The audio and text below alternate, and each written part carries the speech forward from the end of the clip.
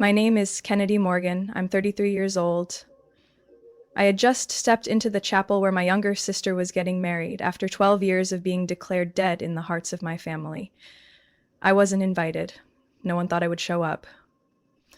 But I didn't come alone. Beside me stood my 11-year-old son, the child my parents once called the shame of this family. As my father gave a speech about honor and tradition, I walked up in the middle of the wedding and said just one sentence. It made my mother collapse into her seat, and the entire room fell into a silence so heavy it pressed against every wall. Have you ever been turned away by your own family just for telling the truth? Have you ever wondered if, given the chance to go back, would you stay silent or speak up? If any part of my story strikes something in you, leave a comment, hit like, and subscribe to the channel. Stay here, because what I'm about to share will change everything. I was born and raised in Charleston, South Carolina, a place of old wooden houses shaded by sprawling oak trees, where church bells rang steadily every Sunday morning, and where my family was once considered the model of faith and values. My father, Reverend Raymond Morgan, led one of the oldest and most influential churches in the region. My mother taught American literature at the local high school. My sister Lauren and I grew up in a world where everything was planned. Meals, beliefs, even emotions. Lauren was 4 years younger than me, the golden child. With her naturally curly blonde hair, honey-sweet singing voice, and spotless academic record, she was always referred to as the little princess of the congregation. I was different. Not because I was rebellious, but because I asked questions. When I was little, I once asked my mom, if God forgives every sin, why won't Dad forgive someone for being late to church? She went quiet, then told me not to ask things that didn't need asking. I didn't realize that growing up in a family like mine, asking questions could be seen as betrayal. I thought I was loved. I earned a full scholarship to college, joined the church band, led summer camps for teens. I didn't drink, didn't sneak out at night, never gave my parents a reason to be ashamed. But all of that was erased by one night and one man. Pastor Nathaniel Briggs was a close friend of my father's, someone who used to preach when Dad was away on mission trips. I remember the first time he came to our house. I was 13. He spoke more gently than my father did, always had a way of making people feel special. I had no idea that same gentleness would one day become the thing I feared most. I was 21 when it happened. It was a Sunday afternoon at the end of summer. My mom asked me to bring a few boxes of religious books to the church's fellowship room. Pastor Briggs was there. I still remember him complimenting how grown up I looked, asking about my classes. When I bent down to place the books on a shelf, he stepped closer. I didn't have time to react. It all happened so fast, I thought I was dreaming. I screamed, I fought, but in that soundproof room, no one could hear me. I ran straight home, pale and shaking. I told my mother first. She sat frozen, didn't say a word for 5 minutes. Then she called my father. When he walked in, I thought I'd be protected. I hoped, but he didn't hug me. He didn't ask if I was hurt. He just crossed his arms, looked me in the eye and asked, "Are you sure you didn't send him the wrong signals?" I went numb. I shook my head, tears streaming down. I had just been assaulted. Why was I the one being questioned? You're not a child. You know how to dress, how to look at someone. Maybe you didn't mean to, but you made him misunderstand, he said, each word like a stone. I couldn't believe what I was hearing. My mother just looked down and said nothing. Her silence hurt more than the accusation. I was locked in my room for 2 days. They forbade me from leaving the house, from speaking to anyone. On the 3rd day, they called me down to the living room. Pastor Briggs was there. I froze. He sat calmly like nothing had happened. My father held a Bible in his hand and asked me to kneel and pray for forgiveness, for letting lust lead me and defiling my body. I didn't kneel. I just asked, is he going to kneel too? That was when everything shattered. They forced me to write an apology letter. I refused. They threatened to cut my college funds, to sever me from the church. I stayed silent. Then, a month later, I found out I was pregnant. When I told them, my mother cried, but not for me. She said, "What will people think if this gets out? Your father will lose his position. Lauren will face rumors at school. You have to understand this child can't exist." They pushed me to get an abortion. I said no. I didn't have a deeper reason. I just felt that no matter how this child came to be, he hadn't done anything wrong. My father looked at me coldly. "Then from now on, you are no longer part of this family." That Sunday, he stood at the pulpit in front of hundreds of church members and declared, "My eldest daughter has turned away from God, chosen sin over faith. We pray she finds the light." I sat in my room, hearing every word through the hallway speakers. My heart broke. The next day, they kicked me out. No goodbye, no hug, just a small duffel bag, $600 in cash, and the warning to never come back. My mother didn't look at me when I walked out the door. Lauren was at school. Never knew what was happening. I stepped out of the white gate of the house I once called home, clutching my belly and carrying a heart terrified of what lay ahead.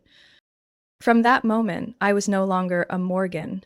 I was a name erased, a ghost, a bearer of shame my family tried to bury under prayers and lies.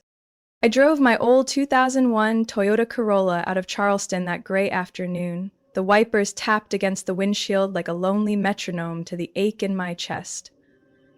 $600 in my wallet, a bag of clothes, 3 months pregnant, no future, no place to go, no one to call.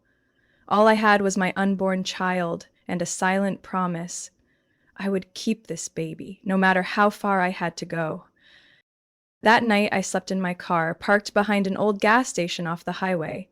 I pulled a thin jacket over my stomach, hands gripping the steering wheel like I might vanish if I let go. In the days that followed, I drove north, stopping anywhere I could find work, cleaning motels, washing dishes, even tending graves in exchange for meals. For a while, I worked as a waitress in a small diner near Knoxville. The owner, Miss Loretta, a dark-skinned woman who always tied her hair with a red scarf, had sharp eyes but a kind soul. She knew I was pregnant but didn't ask questions. One evening, after closing, when I sat rubbing my swollen fingers, she set a warm glass of milk in front of me and quietly said, "Don't let anyone tell you you don't deserve to be here. Sometimes you've got to walk through hell to find out what you're living for." I didn't cry, I just nodded, holding the glass like it was the last warmth left in the world. Eli was born on a freezing winter night in a public hospital in Cincinnati. I remember his first cry, sharp and loud, tearing through every silence I had endured for 9 months. When the nurse placed him in my arms, I looked into his deep black eyes, so tiny yet piercing straight into my soul. I whispered to him, "You are not a mistake. You are the one thing I will never regret." We started our life together in a damp room with peeling walls where sunlight barely lit the dust dancing in the air. I worked from early morning till late at night, delivering pizza, cleaning homes, working part-time at libraries when I could. My son went everywhere with me, sleeping in the car during night shifts, playing with cardboard boxes when toys were too expensive. I had no Facebook, no Instagram, no registered phone. I lived like I was hiding from someone. Because I was. I was hiding from familiar eyes, from false stories my parents had told. I was no longer Kennedy Morgan. I was Kennedy, with no last name, no hometown. There were days I thought I wouldn't make it. The night Eli had a fever over 100 for 3 straight days, and I couldn't afford over-the-counter medicine. The day I got into a fender bender, my car was impounded, and I walked 5 miles each way to deliver food. The time I was fired for being late because Eli had thrown up on my shirt on the way to daycare. Sometimes I sat at empty bus stops, head in hands, asking myself if keeping him had been a mistake. But every time I considered giving up, I remembered how Eli held my hand in his sleep, his tiny fingers wrapped around my thumb, as if to say, "Don't leave. You're all I've got." Then one spring morning, while handing out flyers for a small church in Columbus in exchange for free groceries, I heard the voice of a local pastor giving a sermon. He wasn't like anyone I'd ever known. No expensive suit, no formal voice. He spoke about survivors, about callings that don't come from churches, but from getting back up after faith itself knocked you down. I stopped walking, stood still, and listened. After the service, I approached him. The pastor's name was Charles. When I briefly shared my story, he didn't ask if I was sure, didn't look at me with pity or suspicion. He simply said, "We have a scholarship program for those who've been through things. People who know what it's like to lose everything and want to help others come out the other side. Do you think you might be one of them?" I applied the next week, and a month later, I was awarded a partial scholarship from that very church to study social work at a community college in Ohio. I went to school, worked, and raised my son at the same time. There were nights I stayed up until 3 a.m. grading papers for a professor just to earn an extra $10, then woke up at 5 a.m. to cook oatmeal for my son to bring to daycare. I didn't have time to complain, nor anyone to complain to. But in those packed, chaotic days, I began to feel something returning.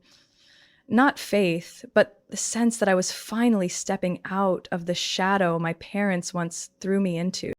I didn't know what the future would bring, but I began to imagine a life that wasn't just about surviving, it was about living in truth. And I realized that didn't begin with forgiveness.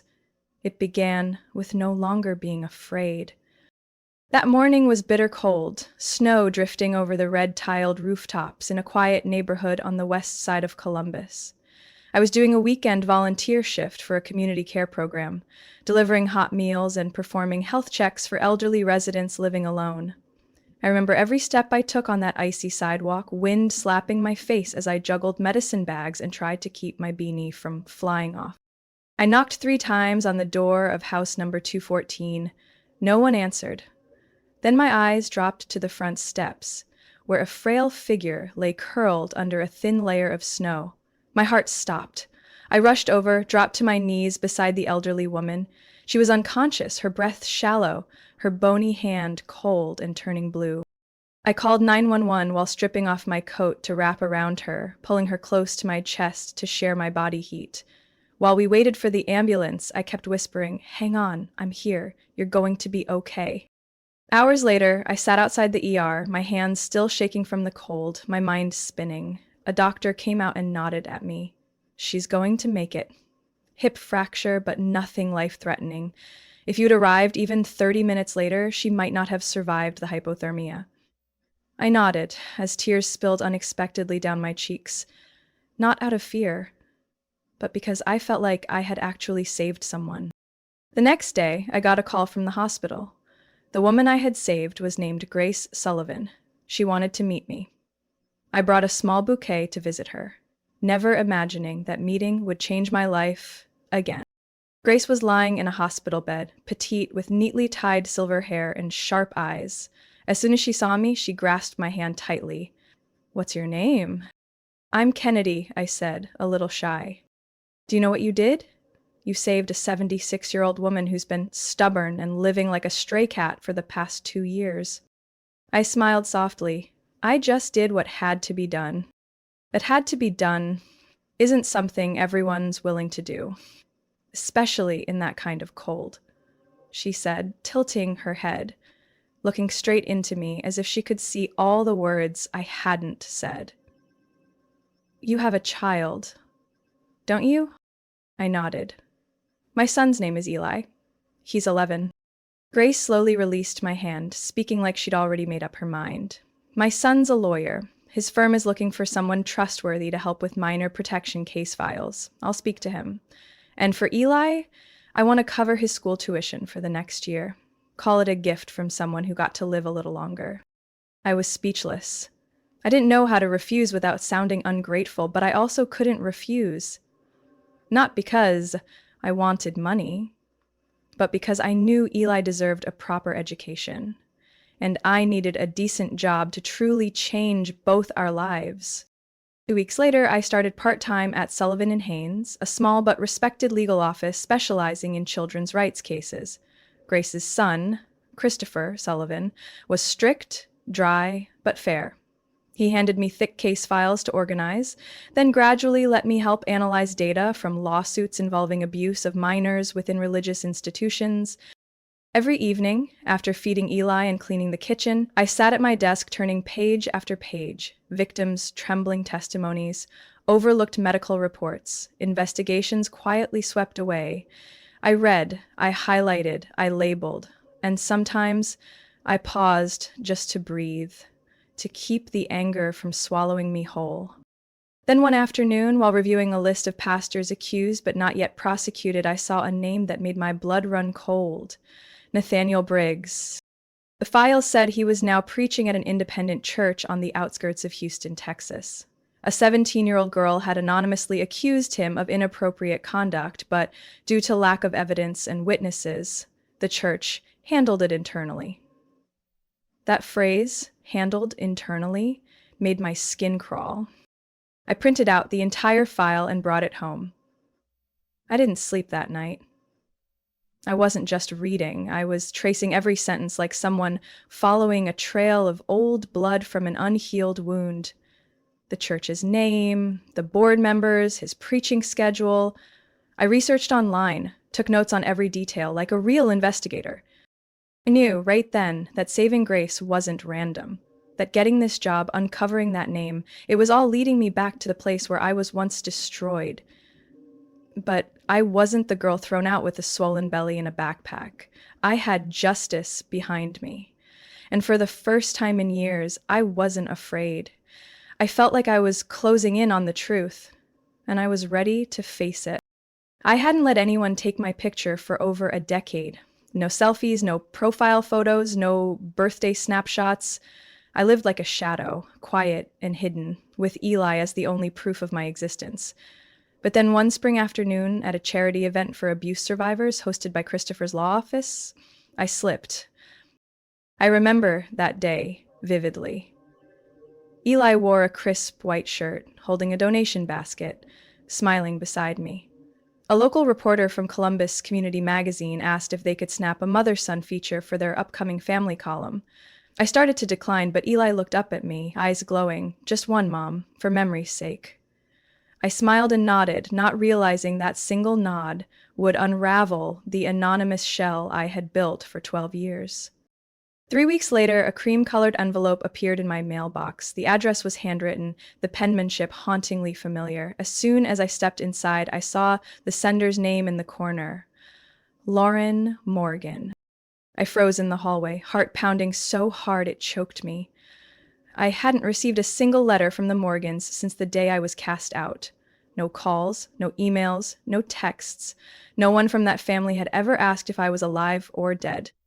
I pulled the card out with trembling hands, almost dropping it. A wedding invitation. Thick paper, gold ink, ornate floral design. Inside, the formal words, "Raymond and Elizabeth Morgan cordially invite Kennedy Morgan and son to the wedding of Lauren Morgan and Benjamin Carter at 3 p.m. on June 16th at First Baptist Church, Charleston, South Carolina. Mom hopes you'll attend so we can finally put the past to rest." I reread that final line over and over. Mom hopes you'll attend. That wasn't forgiveness. It wasn't an olive branch. It was a question mark dangling in midair. Who wrote that line? Did Mom truly want me to return, or was this just an effort to save face now that I'd gone public? I placed the invitation on the kitchen counter, planning to ignore it.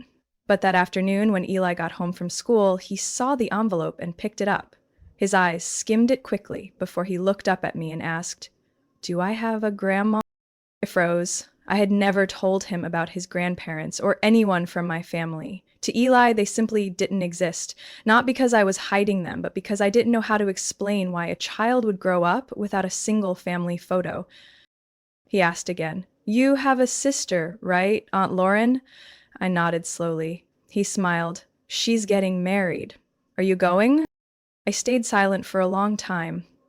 Looking at Eli's bright, curious face made my throat tighten. My son had never met his grandparents. He didn't understand why every holiday, every birthday, it was just the two of us, exchanging gifts with no one else. He'd never called anyone anything but Mom. That night, I lay awake for hours. My mind tangled with broken memories and the image of Eli holding the invitation, eyes full of excitement. I asked myself what I was truly afraid of. Facing the father who cast me out? Seeing my mother look through me like a stranger again? Or was I afraid of my own heart softening? Near dawn, I got up, made coffee, and stared out the window at the yellow streetlight glowing through the frosted glass. I thought of everything I'd endured to protect Eli, to stay strong, to build a peaceful world for him. And somehow, in that quiet moment, I understood. I couldn't let my son grow up with questions that would never have answers. I wasn't going back to forgive. I wasn't going back to apologize. I wasn't going back to reconcile. I was going back to end the 12-year silence they had used to cover up all the damage. 2 days later, I sent a confirmation email. Cold. No greeting, no congratulations, just one line. My son and I will be there on June 16th. Immediately after, my phone buzzed. An unfamiliar number flashed on the screen, area code from South Carolina. I picked up. A voice came through, soft and trembling. "Kennedy, it's Mom." I didn't answer. I just held the phone in silence. She exhaled slowly. "Thank you for saying yes. I know. Maybe I don't deserve it, but I want to see him.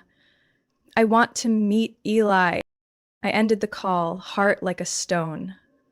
My mother wanted to meet Ellie, the child she once called a disgraceful consequence. I didn't know what had changed her, or if anything had truly changed. The next day, I sat down with Eli. "Do you want to go to the wedding?" He nodded. "I want to see what Grandma looks like." I studied his face. "It might not be what you expect." Eli just shrugged. "That's okay. I just want to know." I turned away, tears stinging my eyes. There are answers my son deserves, and truths I've avoided long enough, no matter how much they hurt. I held Eli's hand tightly as we stepped through the glass doors of First Baptist Church, the place I once belonged to, and also the place where my father disowned me in front of the congregation. No one turned to look at first, but when the usher flipped through the guest list and saw my name with a puzzled look, the whispers began spreading across the lobby. "Is that Kennedy? Really her? She actually came?" Eli let go of my hand, wide-eyed at the grand hall around him. He turned to me and whispered, "Where's Grandma?" Before I could answer, from across the room, my mother appeared. She was holding a bouquet, talking with the event coordinator, when her eyes landed on me. And then on Eli. She froze, her face draining of color like all the blood had disappeared. Eli, unaware, smiled brightly and ran toward her. "I'm Eli! Are you... Grandma?" Time stopped for a moment. My mother dropped the bouquet to the floor, her hands flying to her mouth. Then she began to cry. She didn't hug Eli, didn't speak. She just stood there, tears streaming uncontrollably. I stepped forward and gently pulled Eli back to me. "What's wrong with her, Mom?" Eli looked up at me, confused. Before I could respond, my father appeared. He had just come out from the council room, still in his formal clergy robe, the stark white collar against his dark gray suit. He saw me, and his eyes darkened. Then he looked at Eli, then my mother. Not a word. "What are you doing here?" His voice was low and cold. "I was invited," I said evenly. "Not by me," he snapped. "By Lauren. And Mom," I replied, meeting his gaze. "Didn't you once say I was dead? Well, consider today my resurrection. Just in time for a celebration." He said nothing, just turned and walked away down the hallway, his steps stiff, like he was holding something back. I watched his shadow disappear through the heavy wooden door. Then came the sound of it shutting behind him. A single, weighty thud. "No welcome for me, Mom," Eli whispered, still watching the direction he went. I knelt beside him, gently smoothing his soft hair. "It's okay, sweetheart. Some people aren't ready. We don't need everyone to love us. We just need the ones who truly mean it. Just then, Lauren appeared. She wore a silk robe over her wedding dress, her light makeup unable to hide the shock on her face when she saw me. She didn't speak at first, then suddenly stepped forward and hugged me tightly. I stood frozen. Then slowly, I hugged her back, stunned. I can't believe you're really here. Her voice trembled. I thought you'd never forgive me. I gently pulled away. I'm not here to forgive. I'm here to speak the truth that's been buried for too long. She looked at me, then glanced at Eli, who was curiously inspecting the tables. That's your son? Yes, Eli. He's 11. Lauren bit her lip. He looks just like you. I nodded.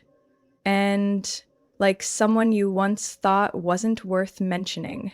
Lauren led me into a small room off the side of the church, lined with wedding gowns and large mirrors. She closed the door, leaned against the wall, and hugged herself, as if bracing for impact. You have to tell me, she said softly. I didn't know. Everyone just said you left after a fight with Mom and Dad. No one told me why. No one ever mentioned any of this. I looked into her eyes. I once believed you knew and chose to turn away. I wrote you dozens of letters, but never got a reply. I thought you didn't care. But later, I realized none of them ever reached you. Lauren's eyes widened. You wrote me? I never saw anything. Because they took them all, I said, voice steady, just like they kept quiet when Reverend Briggs was reported for similar behavior in another state. Did you know he's still preaching, and that there are at least 2 new victims underage? Her face went pale. I didn't know. I thought he left for personal reasons. I reached into my purse and laid a stack of documents on the vanity. Official reports. Investigations. A copy of the complaint. And the internal memo from that church. It's all real. And all of it was covered up by our parents. Lauren collapsed onto the chair. Oh my God. Mom knew? I let out a breath. She knew. I don't know how much, but she chose silence, as always. And how did you survive all these years? Her voice cracked. Day by day. No money, no home, no identity. I raised my child with my own hands, with sleepless nights and dry bread. I lived like I didn't exist, just so my child could exist as a human being. Lauren covered her face, tears streaking down her cheeks, smudging her blush. I'm so sorry. I didn't know anything. I was too young. Everyone said you were troubled, and I believed them. I'm sorry, Kennedy. I stayed silent. In that moment, I didn't know whether I should feel angry or sad, but I did know one thing. I was no longer the girl who collapsed on her kitchen floor 12 years ago. I was Eli's mother. I was the one who held the truth nobody wanted to hear. And I had come back, not for forgiveness, but so they would never forget. The wedding was held in the large hall behind the church, the same place where they once celebrated my high school graduation when I was 17. I still remembered my father standing before hundreds, calling me the hope of the next generation. I never forgot the pride in his eyes that day, nor the icy stare when he told me to get out of his house just a few years later. Today, the hall was decorated in a classic style, white lace-trimmed tablecloths, tall glass candles lined down every row, and white roses blanketing the podium. Soft classical music floated through the room, mixing with clinking glasses and quiet laughter. Eli sat beside me at table number 3, the family table per the seating chart Lauren had personally adjusted. I saw my father standing at the front of the hall, adjusting his tie before stepping up to the podium. The microphone gave a soft hum. The room went quiet. He began with blessings for Lauren and her new husband, then, as expected, praised my mother, a woman who sacrificed her life for her family and faith. And then, predictably, he shifted to his favorite subject, the sanctity of family. Family is the holiest gift God has given us, he said, his voice deep and resonant, every word deliberate and commanding. Nothing matters more than love, loyalty, and family honor. Applause followed. He nodded slightly and began to close his speech. I stood up. No one stopped me, but no one expected me either. I'd like to say a few words, I said, loud enough for the mic to catch. Every head in the room turned toward me. My father froze. Lauren, seated in the front row, gave me a small nod. I stepped forward. My name is Kennedy Morgan, the bride's older sister. I looked around the room. Some of you may not recognize me. That's okay. My family's worked hard to make sure you didn't for the past 12 years. The murmuring in the room came to a halt. I heard the clink of a spoon dropping onto a plate, someone clearing their throats softly. I used to be the eldest daughter, the one praised from the pulpit, featured in school newsletters, held up by my father as a guiding light. But one day, after I was assaulted by a close family friend, Pastor Nathaniel Briggs, I stopped being that daughter. A woman at one of the guest tables exhaled sharply, covering her mouth with her hand. My mother sat still, her face pale. My father stepped down from the podium and moved toward me, but I met his eyes and raised my hand to stop him. I was blamed, branded a temptress, forced to have an abortion. When I refused, I was cast out, no goodbye, no questions. For 12 years, I raised my son alone, in silence, in fear, and carrying a shame that never belonged to me. I stared directly at my father. He stood less than 6 feet away, lips tight, gripping the back of a nearby chair. My son is not something to be ashamed of. He is a child with a warm heart and a sharp mind. And today he has something to say. I turned and raised my hand toward our table. Eli stood, holding a piece of paper folded into quarters. He walked forward, his polished black shoes clicking across the hardwood floor. Every eye followed him.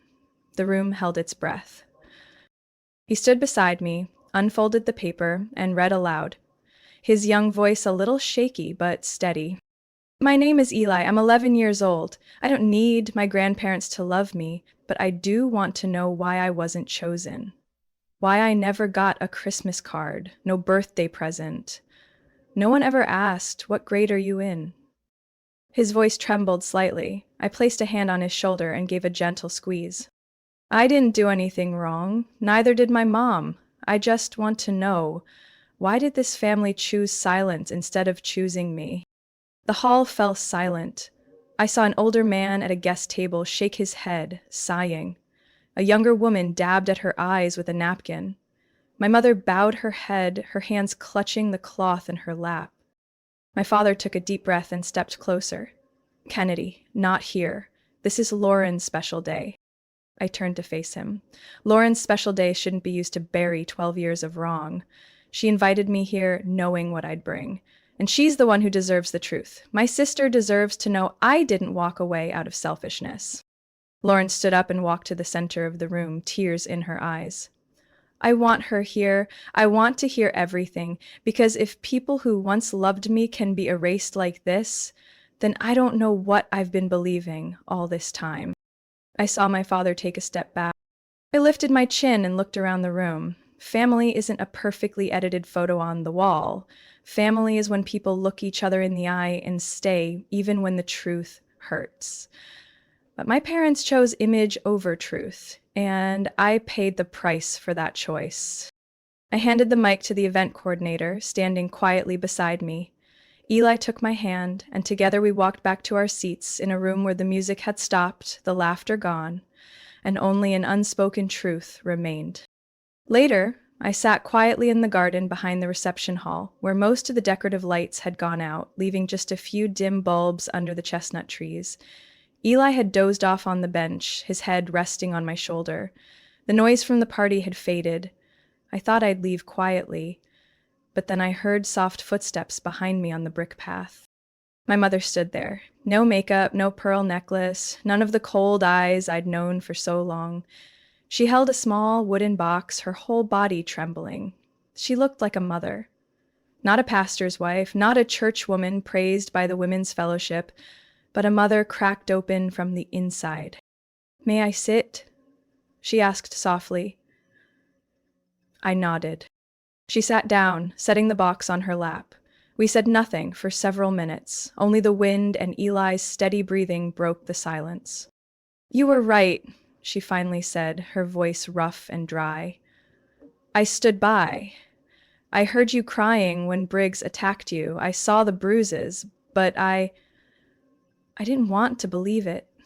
I was too scared. Not of him, I was scared of your father. Scared of losing my place. Scared of being seen as a bad mother.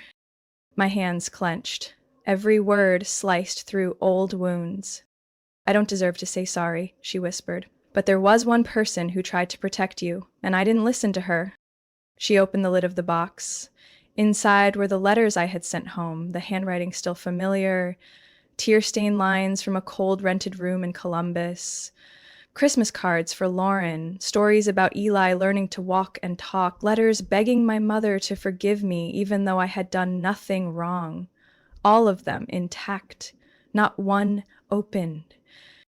I found them in the basement drawer last week, she said, her voice breaking.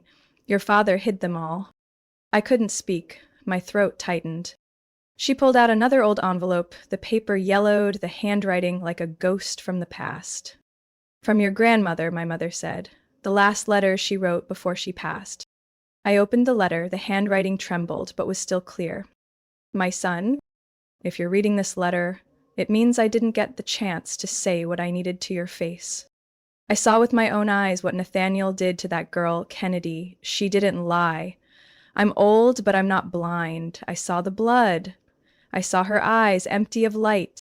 And yet you said she seduced a man? You planned to send her to reform school? You're the one living in lies. She isn't what shamed this family. You are. If you have a shred of conscience left, don't let Kennedy leave this world without someone believing her. I failed raising you to be the kind of father you should have been. I couldn't keep reading. The tears came without warning. My grandmother, the one who used to slip me peppermint candies after church, the one who always stayed silent during our family fights. She was the last one who believed me, and now she'd been gone for years. No one ever told me. No one ever gave me this letter. No one ever let me know that I hadn't been completely alone. My mother pulled a hand-stitched handkerchief from her pocket and wiped her eyes. I couldn't save you, but I wish you'd seen this sooner. I looked at her, not with the same anger as before, but I couldn't quite call what I felt forgiveness either. Why are you giving it to me today? I asked, my voice dry. I have nothing left to hold on to, she said. And if I don't speak now, Eli will grow up thinking this is normal. I don't want him to become like me, weak, silent, and ruled by fear. I looked down at my son's hand, resting in mine, then at the old box of letters on my lap. Everything I had written and mailed out with desperate hope, things I believed had disappeared into nothing, had survived, not to be answered, but to be seen again on a day when I was finally strong and steady enough to look back and realize there were people who believed me. They were just drowned out in a house too loud with power, pride, and fear. I folded the letter, placed it back in the box, and gently closed the lid, like closing a door that had been left open too long. I didn't say thank you. My mother didn't wait for it either. But as she stood up, she looked at me like she was seeing me. Not as the daughter who shamed the family, but as someone who survived everything they tried to bury. I returned to Ohio right after the wedding, carrying the old letterbox and my grandmother's note like a heavy piece of memory newly uncovered. But I knew things couldn't end there. In the long nights that followed, I sat at my desk, piecing together the shards of my past I had once tried to bury. Hospital records from when I was 21, my grandmother's letter, legal documents I'd collected during meetings with religious abuse nonprofits, and testimony from other women I had quietly spoken with. My hands no longer shook as I typed the title of my complaint. Each line felt like carving a message into the door that had locked me in darkness for more than a decade. Formal accusation against Pastor Nathaniel Briggs, sexual abuse, and organized criminal concealment. I filed it at the Texas State Court, sent copies to Senator Sullivan's office, Grace's son, and another to the board of directors at the church where my father once preached.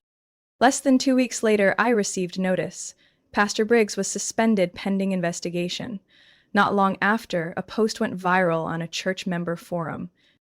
Nathaniel Briggs accused of sexual abuse, filing made by daughter of a distinguished pastor from Charles.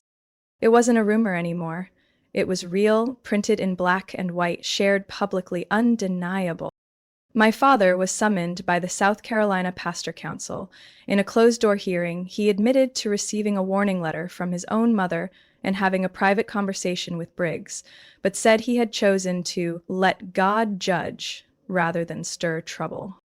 The result? My father was stripped of his honorary pastor title, removed from the Southeast Region's ethics advisory list, and ordered to withdraw from all community religious activities. I heard the news while preparing for a community meeting at Grace Church in Columbus, the same place where I once started volunteering as a timid assistant. I had been invited to speak at a gathering for survivors of religious institutional abuse, attended by legal representatives and local media. I stood at a simple wooden podium, soft amber light washing over my face. The room was silent, only the sound of quiet breathing. Down below, I saw Eli sitting in the front row, wearing a navy blue shirt, eyes focused on me. Beside him sat Grace, her hand gently resting on his shoulder. I didn't read the speech I had prepared. I told my story. I told them about the 21-year-old woman who walked out of a church one autumn night, blood on her thighs and threats ringing in her ears. I told them about the night I told my mother I was pregnant and heard, "I don't believe you." I told them about letters thrown away, delivering pizzas in the freezing cold, and a baby sleeping in a car seat because there was no money for rent. I didn't cry, my voice didn't shake, and when I reached the end, I'm not standing here to shame my family. I'm here so that others who were forced into silence know they can speak. No one gets to erase you for telling the truth. A woman at the back of the room stood. "He touched me too when I was 16, she said, voice cracking. "I never told anyone." Then another, and another. No one screamed, no one panicked, but each confession was like a brick pulled from the wall that had trapped us for years. That room was no longer a place of secrets. It became a place of restored faith. After the meeting, Eli walked up to the podium and took my hand. He didn't ask anything. He just looked at me, his warm brown eyes full of pride. "You really are a superhero," he whispered. I laughed, my hand trembling from emotion. I bent down and hugged my son, feeling his warmth seep through my sweater in the early days of spring. I didn't expect the aftermath to unfold quickly. In fact, what came after moved slowly and quietly, like winter melting piece by piece instead of bursting into a spring storm. But I felt life beginning to take shape again. Lauren canceled her honeymoon. She didn't tell anyone why. She just called me while riding a bus from Georgia back to Ohio. "I'm not sure I'll understand everything," she said, "but I need to know. I can't pretend anymore." And she meant it. Lauren rented a small apartment near Eli's school, requested a transfer to a branch near Columbus, and every weekend she visited our home like nothing had ever broken between us. At night, after Eli went to bed, we sat in the kitchen, sipping ginger tea. She asked gently, patiently, never pushing, "What were you thinking that night? The night you left home?" I looked down at my tea, then told her about the cold night sky, the distant cemetery lights near the groundskeeping job I took, about the time Eli had a high fever inside a gas station with no heat. Lauren said nothing. She didn't cry. She didn't say, "I'm sorry." She just placed her hand on mine. That touch was so sincere, I didn't need anything else. Then one day, I got a letter from a nursing home in Charleston. Inside the envelope was handwriting I recognized, my mother's. The letter was short, the paper slightly shaky as if written on a breezy afternoon. I don't deserve to be called a mother. I stayed silent because I was afraid people would know our family wasn't perfect. Please, don't let Eli grow up with a heart full of hate like I once had. I hope someday you'll tell me about him. That's all I ask. I read the letter in the living room, while Eli was doing his homework and Lauren was arranging flowers at the kitchen table. No one asked what I was holding, but Eli looked up, saw my tear-filled eyes, and quietly walked over, resting his head on my shoulder like he used to when he was little. I held him close, saying nothing. There was no need for words. As for my father, he never called. not a single voicemail. But every winter, I received a beige envelope with no return address. Inside, there was always a single sheet of paper with one sentence written on it. I still hear you speak, even if only in dreams. I never replied. Not out of hate, I just no longer needed an answer. 1 year after the hearing, I received an invitation from Senator Sullivan's office, not as an investigator, but as the executive director of a support program for survivors of abuse within religious communities. I sat down in my new office with just one framed photo on my desk, Eli and me, taken on his 12th birthday, smiling beneath a red maple tree. The photo wasn't perfect. My hair was a mess, and Eli had frosting on his shirt, but it was the clearest proof of one thing. I made it through the dark, and I'm still here. There's a new frame on our living room wall now, me, Lauren, and Eli, sitting on the old sofa Grace once gave us, wrapped together in a wool blanket. Lauren is laughing. I'm mid-sneeze with my eyes shut, and Eli is staring at the camera with that goofy expression only a 12-year-old who's eaten 3 pastries can have. A moment far from perfect, but it's real. And because it's real, it's enough. I once thought I came back to confront, to demand justice, to make those who hurt me feel regret. But when I watch Eli sleep peacefully, when I see Lauren's "Did you eat breakfast?" texts, when I reread my mother's letter, I understand now. I didn't come back for revenge. I came back to teach my son that sometimes the truth doesn't set others free. It sets you free. And that's the most beautiful kind of freedom I've ever known. My story may not look like anyone else's, but I believe somewhere out there, someone has felt the same loneliness I did, been abandoned for holding on to the truth, struggled to keep going when no one stood beside them. If you've ever felt like the only one forgotten by your own family, or if you're carrying a pain you don't know how to share, I hope my journey gives you a little hope that every wound can heal if we dare to face it. What would you have done in my place? What would you say to the family who once turned their back on you? I would truly love to hear your thoughts in the comments. Every story deserves to be heard. If this story stirred something in you, don't forget to hit like, subscribe to the channel, and turn on the notification bell. I'll be sharing more true stories, sometimes imperfect but always honest, about relationships, forgiveness, and how sometimes we find our way back to each other, even after getting lost for too long. See you in the next story.